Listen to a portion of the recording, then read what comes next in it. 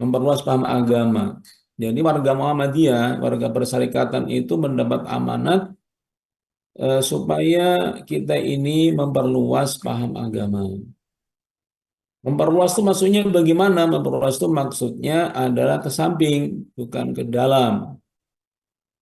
Bukan mendalam tapi ke samping. Maksudnya memperluas itu ketika Muhammadiyah itu memilih suatu putusan atau fatwa, maka hendaklah warga Muhammadiyah itu juga tahu di luar kita ini, kanan kiri kita, depan belakang kita ini ada pendapat apa, sama apa enggak? Kalau beda, gimana pendapatnya, gitu.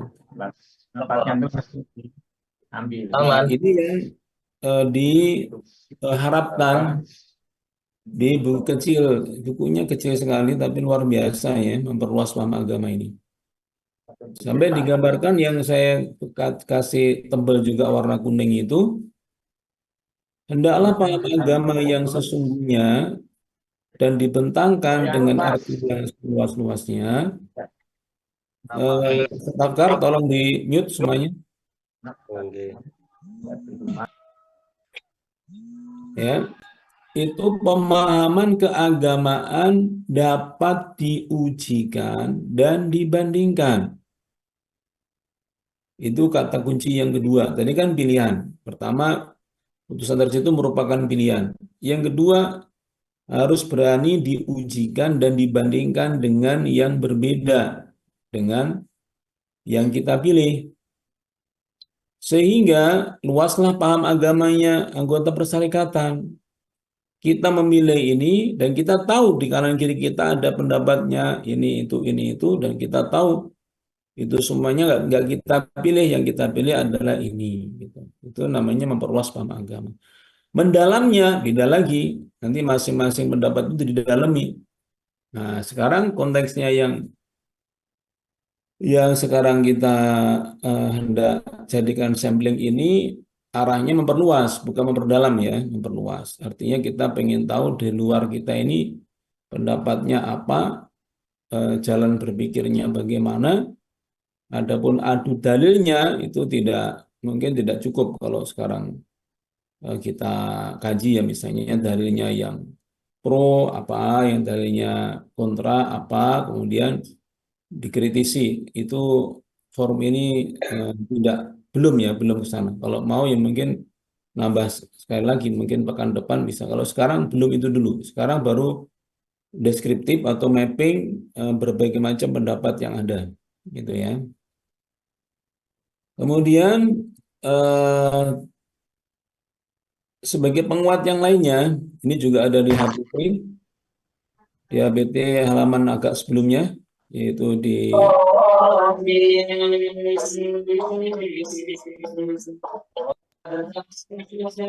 tolong saya daftar Oke, di, ini lagi saya mood. oh, ya.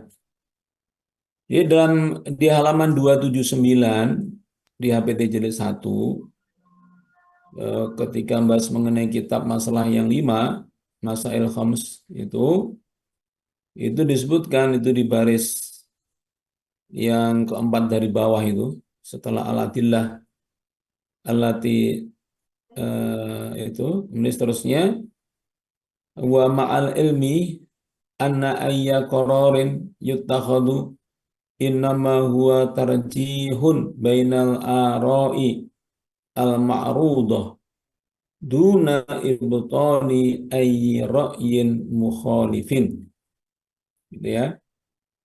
Ya, Oke. artinya kurang lebih, dan eh, dengan ma'al ilmi, dengan menginsafi, memahami dengan sesungguhnya bahwa tiap-tiap keputusan yang diambil olehnya itu hanyalah sebatas mentarjih di antara pendapat-pendapat yang ada.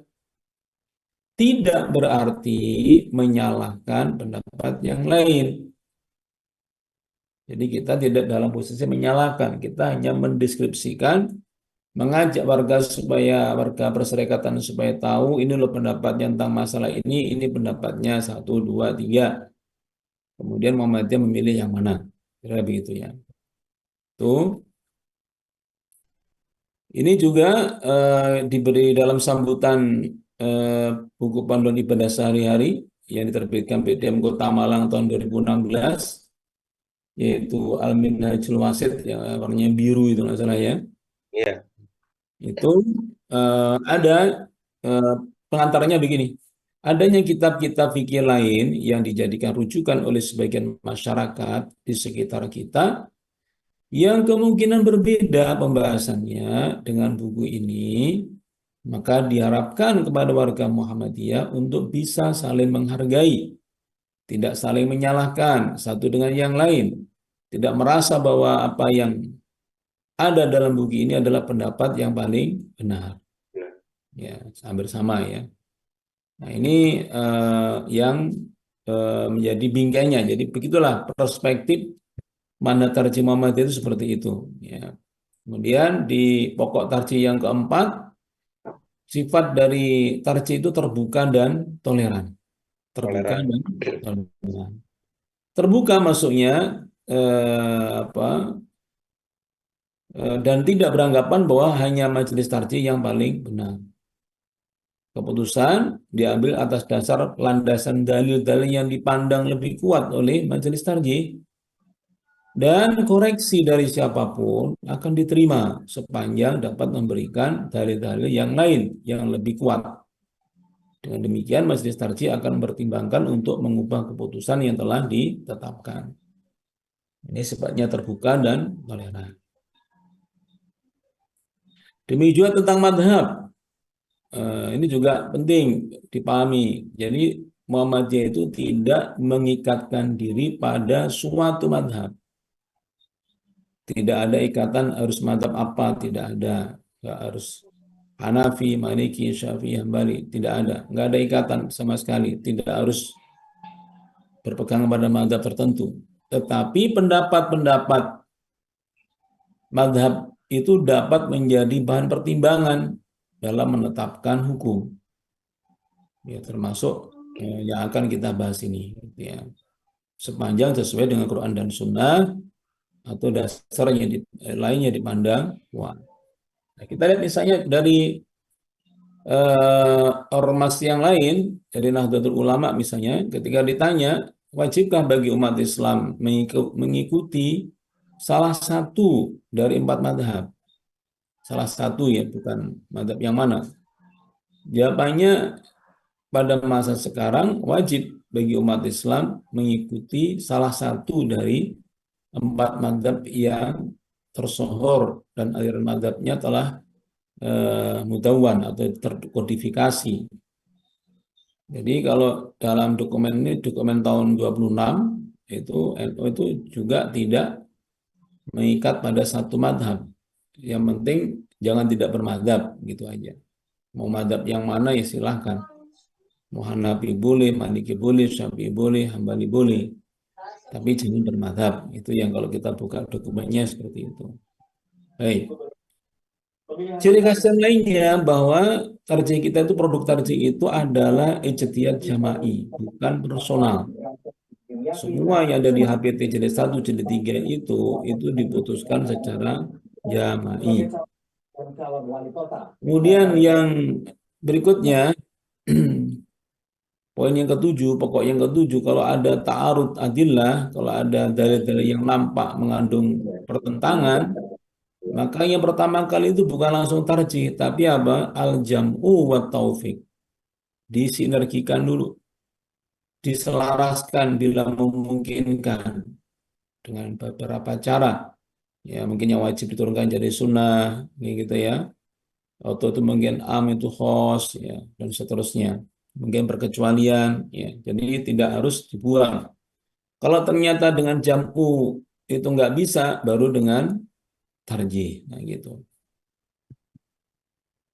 Kemudian yang ke-10 itu juga penting, bahwa perspektif mana tarjih itu ketika menetapkan suatu hukum itu berusaha sekomprehensif mungkin, seutuh mungkin, sebulat mungkin, tidak dicomot yang kira-kira menguntungkan tanda kutip ya, enggak. Tapi kalau ada dalil yang terkait dengan yang dibahas, berusaha untuk ditampilkan, bukan disembunyikan. karena berpikir komprehensif. Nah, gitu ya.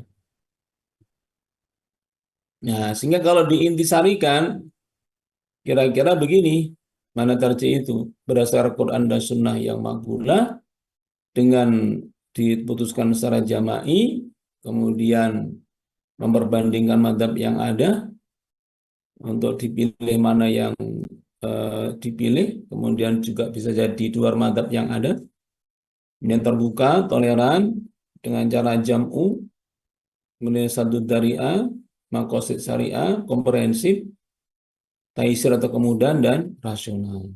Itu kira-kira ya. Baik. Nah, sekarang kita masuk yang akan kita bahas sekarang tentang ihda'us shawab. Ya. Ini tentang ihda'us shawab ini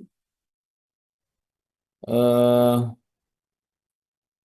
saya akan tampilkan dulu, terlebih dulu adalah pandangan para ulama berkaitan dengan masalah menghadiahkan pahala. Dalam Pahala. ini pahala bacaan Al-Quran dalam hal ini ya.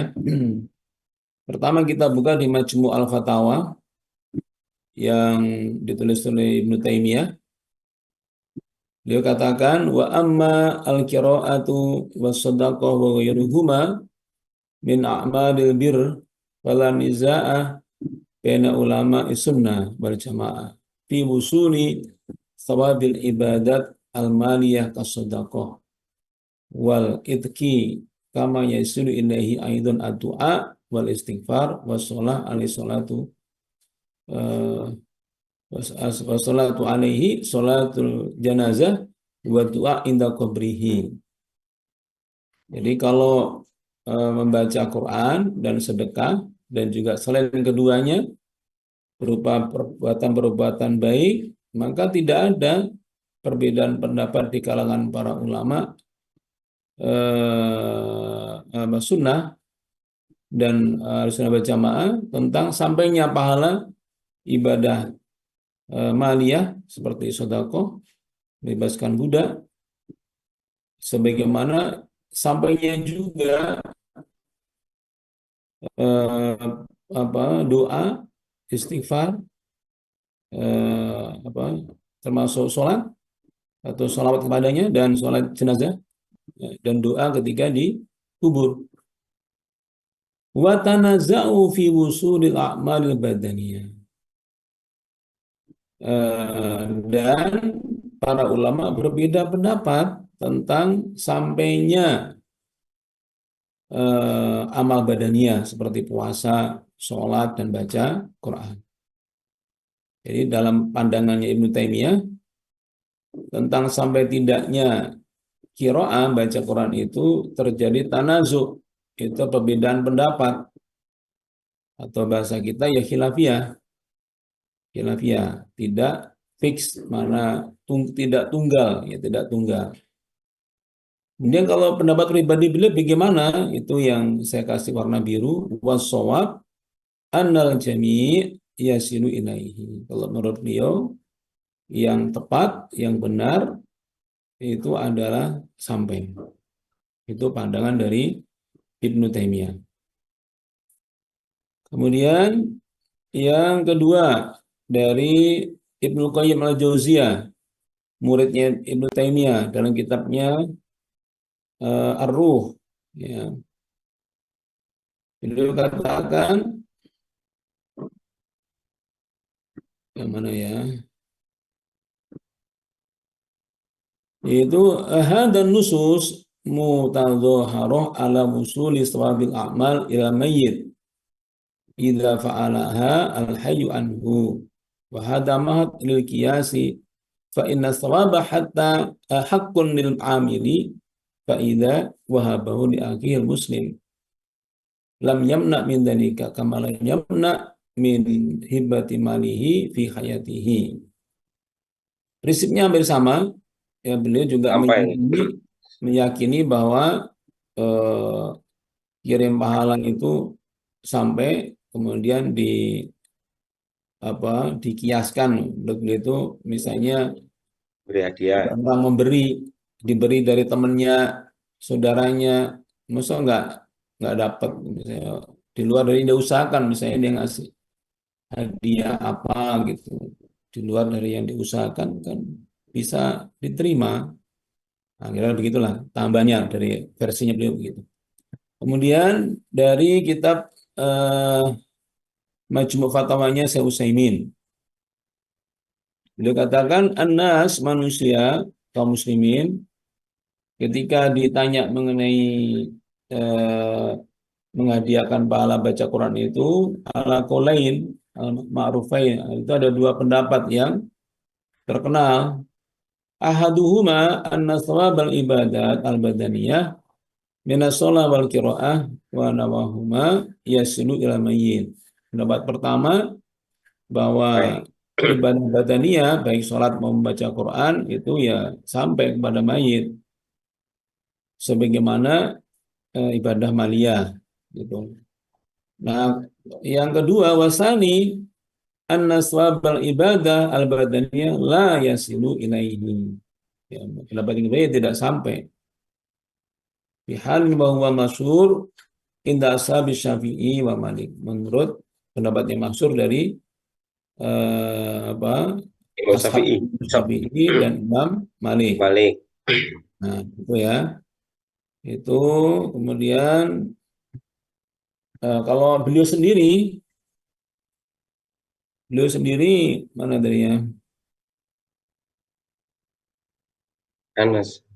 Enggak disebutkan ya, tapi beliau di bagiannya lain dia termasuk yang sampai. Dia ikut Yang pendapat sampai. yang sampai gitu ya. Nah, kalau kita lihat misalnya Syekh Al-Albani misalnya ini dalam apa ceramah Bismillah. Silsilah Huda wan Nur itu beliau sampaikan begitu.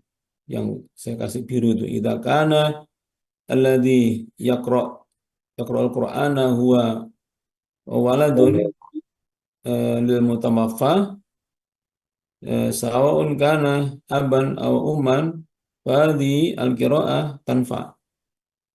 Jadi kalau menurut beliau mengirimkan bacaan Quran kalau itu yang melakukan adalah anaknya sendiri baik kepada ibunya atau bapaknya yang sudah mati maka sampai.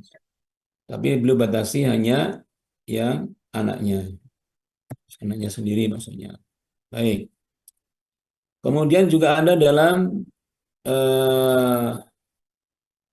apa itu kelihatan sarah kita Tahawiyah Ya itu Arnaud.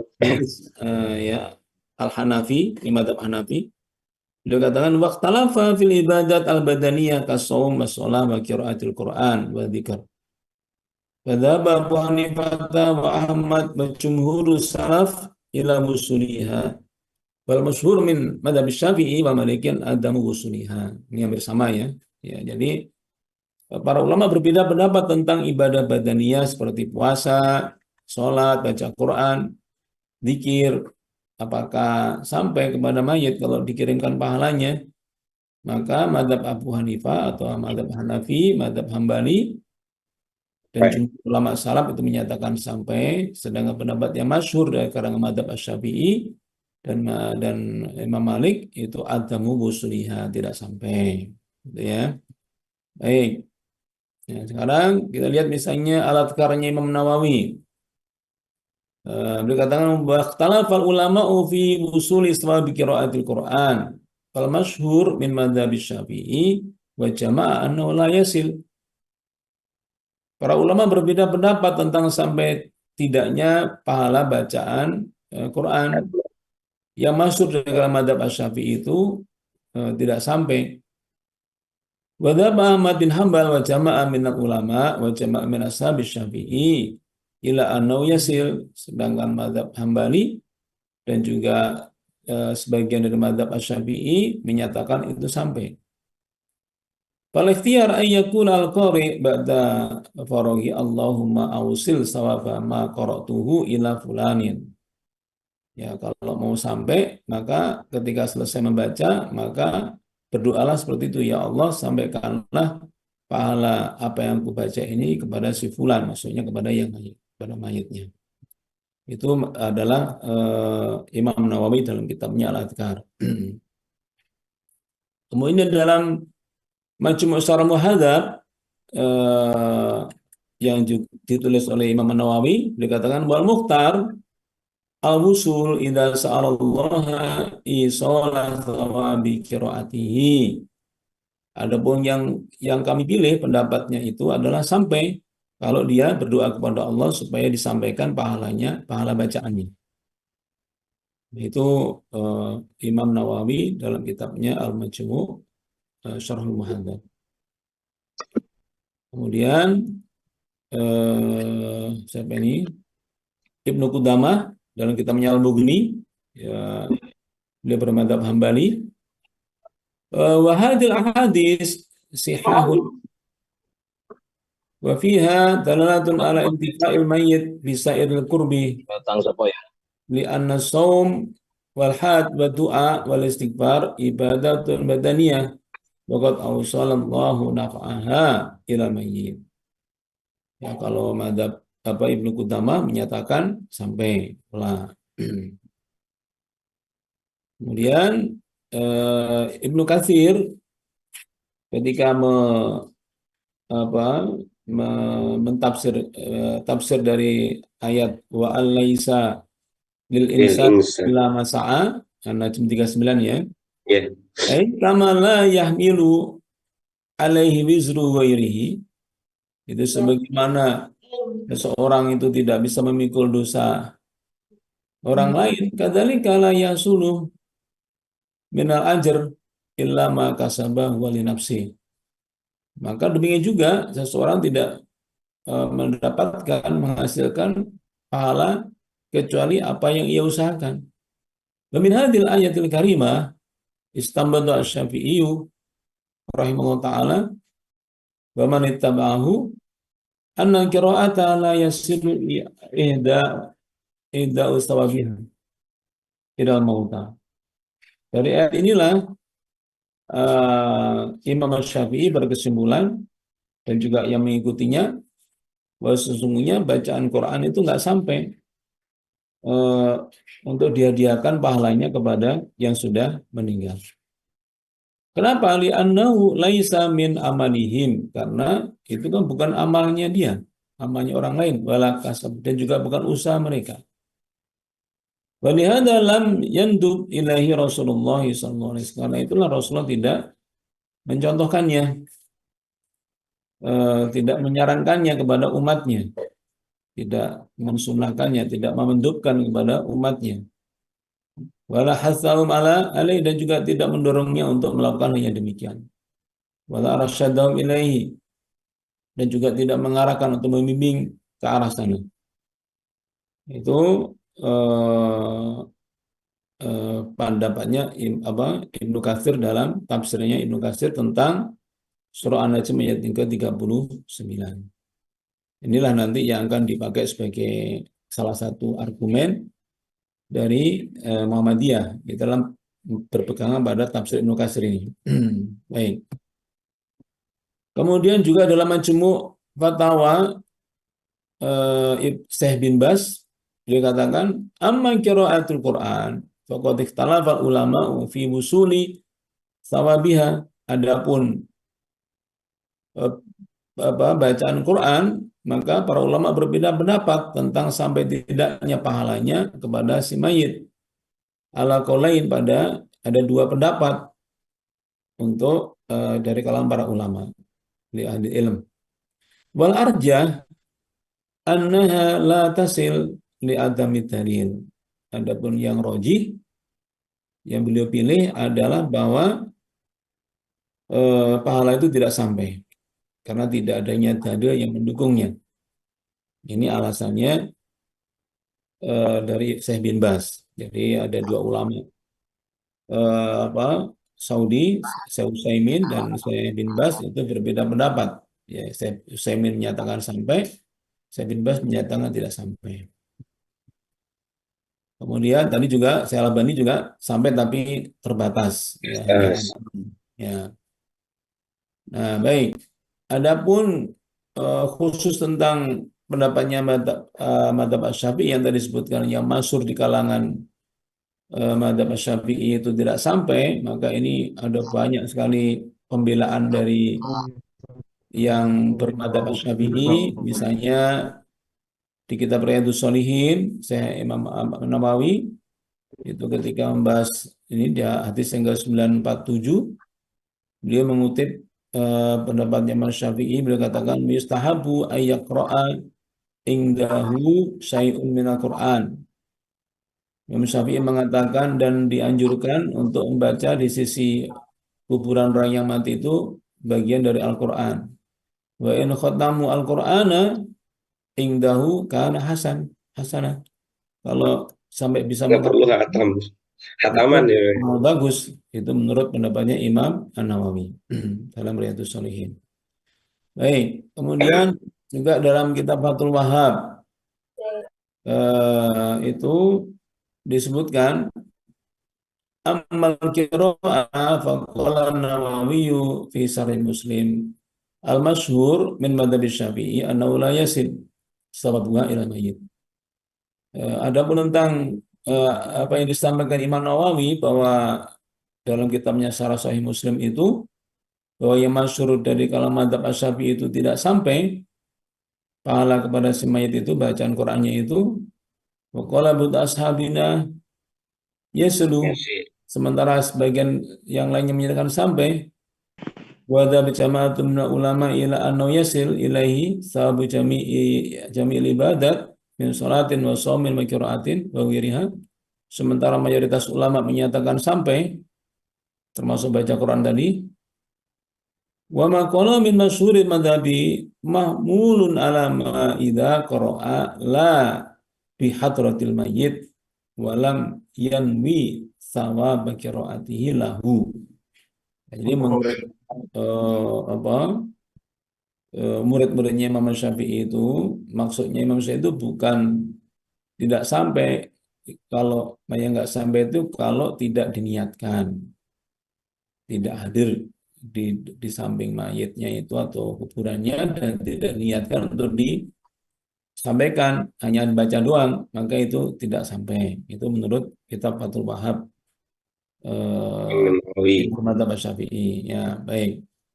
Kemudian di dalam siapa ini? Fatwa Fiqh Kubro Imam Ibnu Hajar Al-Haytami, dia katakan kalau Musyafi'i ada ta'yidun lil mutaakhirin fi hamlihim masyhur al-madhabir alama idza lam yakun bi hadratil mayyit au lam yad'u Nah, akidaha. Maksudnya ya kalau tidak diniatkan dan tidak berdoa setelahnya ya nggak akan sampai. Ya hanya baca doang itu maksudnya. Itu ya sama lah ya. Nah, sekarang bagaimana pandangan dari Muhammadiyah? Nah, ini Muhammadiyah ini nggak kelihatan ya, sampai saya ini bisa nggak? Ini bisa dibaca di websitenya Muhammadiyah, Suara Muhammadiyah, itu dijawab tahun 2021, ini yang relatif lengkap jawabannya ya. Yaitu apa? Pertama, sebentar keretnya dulu.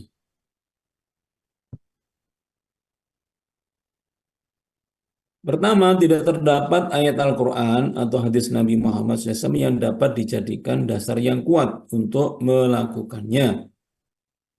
Salam. Tetapi sebelumnya, mohon maaf saya kelewatan, ini, yang ini, tanyanya dulu. adapun menghadiahkan pahala bacaan Quran, termasuk surah Fatihah, surah Yasin, dan lainnya, itu adalah masalah khilafiyah. Itu masalah yang diperselisihkan oleh para ulama. Sebagian ulama seperti Imam Ahmad bin Hambal mengatakan pahalanya sampai kepada si mayit. Sebagian ulama lainnya seperti Imam Malik, Imam Syafi'i mengatakan tidak sampai. Nah, ini permintaannya begitu. Paparkan dulu pendapat yang ada di masyarakat itu bagaimana, yang ada di para ulama bagaimana, baru kemudian tim fatwa agama, maksudnya tarji, cenderung kepada pendapat yang kedua. Nah, gitu. Dengan kata lain, tarji memilih pendapat yang kedua, yang menyatakan apa? Tidak sampai, gitu. Jadi ini adabnya Muhammadiyah itu begitu.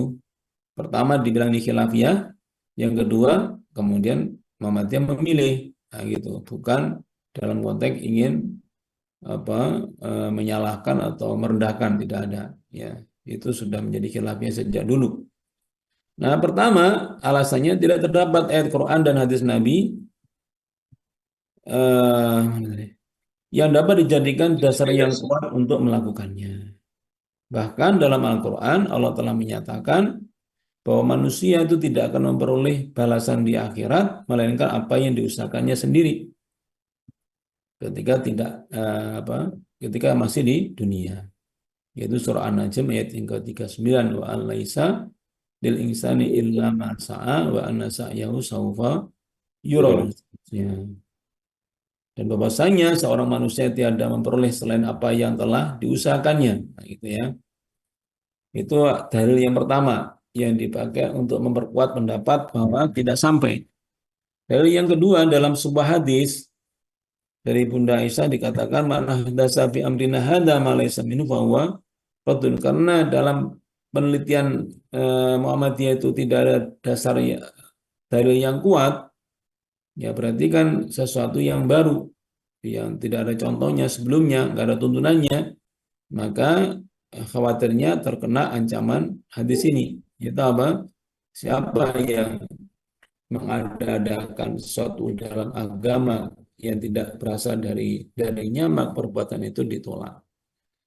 Jadi pernyataan ini pernyataan yang ada ikatannya, muqayyad, yaitu eh, pemahamannya Muhammadiyah itu bahwa eh, apa amaliyah berupa menghadiahkan bacaan pahala itu eh, tidak terdapat, tidak terdapat ayat Quran maupun hadis Nabi yang dijadikan sebagai dasar yang kuat untuk melakukannya. Itulah hasil penelitiannya dari tarjih seperti itu. Nah, apakah nanti misalnya di ke depan karena sekarang teknologi semakin canggih, referensi semakin lengkap, Banyak. banyak, itu nggak ada masalah bagi Muhammadiyah. Dia terbuka. Tapi sampai dengan ditulisnya jawaban ini, itu ya seperti itu posisinya. Belum ada dalil dari Quran maupun dari hadis Nabi yang kuat yang bisa menjadi landasan untuk amaliyah mengirim pahala bacaan Quran Salah. itu, gitu ya. Ya artinya karena Muhammadiyah komitmen yang pertama, pokok mengantar yang pertama itu Quran dan Sunnah. Ya kalau emang ternyata ada, misalnya nih ternyata ada, ya silakan disampaikan kalau emang ada. Ini kan pemahaman kita seperti itu. Kalau memang ternyata ada yang sahih, yang kuat, ya silakan disampaikan untuk dibahas bersama, gitu maksudnya. Alasan kedua, karena para sahabat tidak melakukan hal itu, tidak melakukan hal itu. Artinya memang nggak ada tuntunannya dari Quran dan Sunnah dari hadis. Nggak didapati, maksudnya Muhammadiyah tarjih tidak menemukan adanya athar sahabat yang menyatakan bahwa mereka ini mengamalkan seperti itu.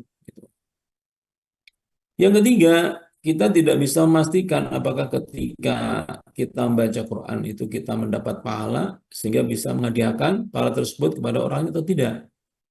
Kan ini barang yang gaib, tidak bisa diketahui. Yang keempat, menurut pendapat sampainya pahala bacaan kepada orang lain itu seringkali berakibat negatif, yaitu orang yang kurang beramal soleh mengharapkan hadiah pahala dari orang lain. Gitu. Ya, makanya perhatikan alasan di atas, maka lebih baik kita tidak melakukan yang tidak ada tuntunannya. Yang terakhir, ini saya cuplek dari pendapatnya menguatkan perspektif tarjih itu, menurut Ustadz Ali Trihiyatno itu, beliau ketua Masjid Tarjih PBM Jawa Tengah, dan juga dosen di IAIN Pekalongan. Beliau juga menegaskan cukup banyak masalah khilafiyah furu'iyah yang terjadi dan tetap eksis. Salah satunya ya ini tentang menghadiahkan bacaan Quran ini adalah memang masalah khilafiyah. Nah, maka Ya kembali kepada yang tadi saya antarkan di awal itu, ini adalah bab bukan benar salah, tapi bab khilafiyah, dan kemudian Muhammadiyah punya pilihan, tetap menghormati pilihan yang berbeda, tetapi Muhammadiyah memilih untuk meyakini tidak sampai dengan 4 alasan yang tadi disebutkan. Seraya tetap menghormati kalau ada yang punya eh, pendapat yang berbeda. Nah, sementara hanya itu yang bisa kita bahas. Ya, kalau mau membahas detailnya, masuknya adu dalil misalnya, kuat-kuatan dalil misalnya, dalilnya apa saja yang menyatakan sampai itu dikolek semuanya, dalilnya yang menyatakan nggak sampai dikolek semuanya, kemudian disandingkan, dibahas. Nah, itu butuh waktu tersendiri, nampaknya akan lebih bagus kalau offline, kalau kalau bayangan saya seperti itu. Tapi untuk yang online, ya saya berpandangan ini sudah cukup, hanya mendeskripsikan pendapat yang berkembang, dan pilihan Muhammadiyah sudah juga saya sampaikan, ya sehingga ini harapannya apa? Kita ini mantap dengan pilihan kita, tapi juga menghormati kalau ada pendapat yang berbeda. Demikian yang bisa saya sampaikan. Saya kembalikan. Assalamualaikum warahmatullahi wabarakatuh. Waalaikumsalam warahmatullahi wabarakatuh.